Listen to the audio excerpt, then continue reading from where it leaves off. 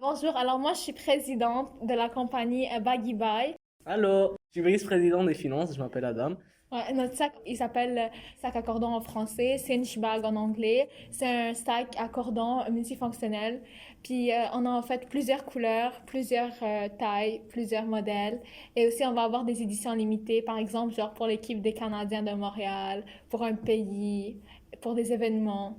C'était à la base vraiment pour les étudiants. Puis on s'est dit que nos sacs pouvaient aussi servir à être multifonctionnels. Comme quand tu vas à l'école, tu as besoin de changer des bottes pour tes souliers. Tu vas pas le mettre n'importe où, sinon tu vas salir tes affaires. Tu as un sac cute, pas très cher. On espère continuer notre compagnie après JA Québec.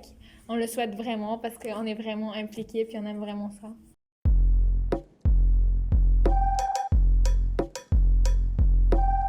À la base, on se connaissait tous en majorité, mais on va dire que ça s'est formé naturellement. Mhm. Genre, on avait presque les mêmes centres d'intérêt. Ça a été vraiment facile l'adaptation, on s'est Ouais. mis à parler, ça se faisait facilement. Notre équipe, on a vraiment une bonne ambiance. Puis on se connaît, genre, même sans se parler, on sait qu'est-ce que l'autre va dire. Puis qu'il y a une bonne, très très bonne communication. Quand il y a eu les élections, ça a été juste simple, on va dire. Chacun a fait un discours et on a vu qui on pensait être le plus compétent dans la chose. Ça a blessé personne, si t'as pas voté pour ton ami ou pas. Ça a Ah. été simple. Et quand quelqu'un sentait que l'autre était meilleur que lui, entre guillemets, il s'est laissé, Mhm. il a abandonné, il a laissé la personne parce qu'il la Ouais. sentait plus qualifiée que lui. Mais on est complémentaires en fait, c'est Ouais. ça.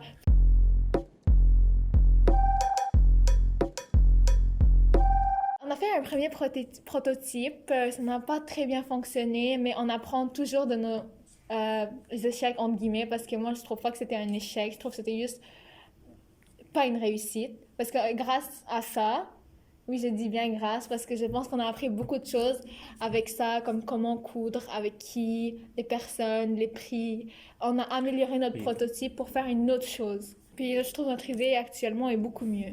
Le fait qu'elle ait parlé du prototype, personnellement, le prototype qu'on avait fait le premier, j'ai trouvé qu'il était excellent. Mhm. C'est juste que je trouvais que le prix de conception était beaucoup trop élevé pour nos débuts. C'est pour ça qu'on a préféré changer pour quelque chose qui va nous coûter moins cher à produire.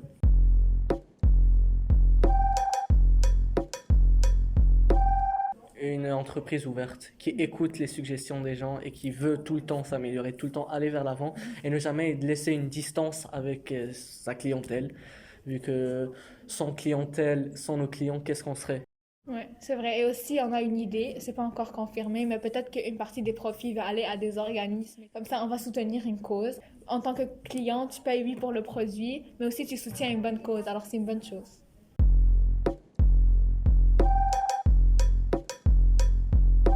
Je suis intéressé en général dans tout ce qui est entreprise, dans tout ce qui est entrepreneuriat. Donc ça m'a vraiment genre flashé à l'œil. Je me suis dit pourquoi pas faire une entreprise. En plus, c'est genre le genre d'entreprise où même si t'échoues, t'apprends. C'est vraiment juste de l'apprentissage maintenant.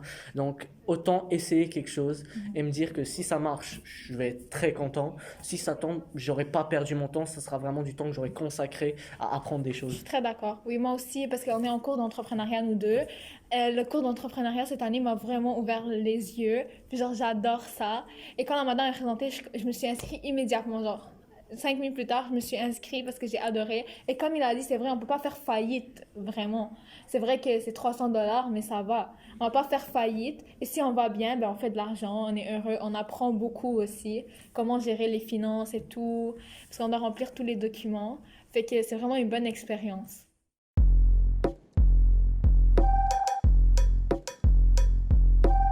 Faut pas vouloir tout faire tout Mhm. seul. Si tu veux faire des choses tout seul, tu vas juste te mêler, les autres vont pas être d'accord, ça va créer pas des embrouilles, mais ça va juste créer des malentendus de temps en Mhm. temps. Éviter la provocation. Amical, c'est pas grave, mais le genre de provocation, on va Ouais. dire, entre on va dire deux personnes qui sont genre Pas d'accord sur un sujet. et qui vont se provoquer genre pour et essayer de gagner l'appui des autres. Ça apporte pas une très bonne ambiance, mais on a vite appris ça et on va dire que nous deux, ça s'est vite amélioré, vu Oui, qu'on est oui. l'exemple parfait du chat et du chien.